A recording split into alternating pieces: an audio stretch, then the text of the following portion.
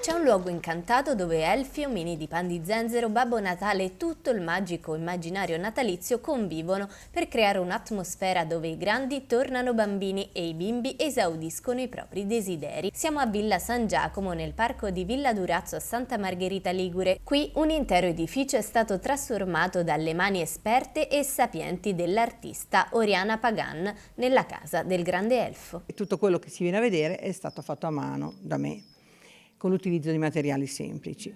E poi ci sono i messaggi. Gedeone quest'anno è sapientone e vuole insegnare qualcosa a questi bambini. Seconda edizione per un'idea che è stata realizzata, apprezzata e consolidata. Abbiamo voluto investire di nuovo su Villa Durazzo e Villa San Giacomo e aprirla al pubblico e quindi farla scoprire ai più piccoli, farli approcciare al complesso museale della villa fin da subito, quindi con la magia del Natale. Non solo regali, un caminetto acceso, il trono dell'elfo Gedeone, ma ciò che fa la differenza qui nella casa di Villa San Giacomo è la cura dei piccoli particolari. La sala imbandita con ogni tipo di cibo, realistico al punto che i bambini e gli adulti hanno bisogno di toccare con mano per rendersi conto che sia solo una riproduzione fedele, una camera da letto con i bambini a riposare, coperte ricamate, giochi e tutto il calore che una vera cameretta deve emanare.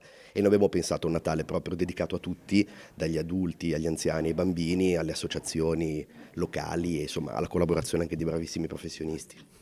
C'è tutto e anche di più di ciò che ci si aspetterebbe da un villaggio natalizio. Tutti devono trovare magia, grandi e piccini.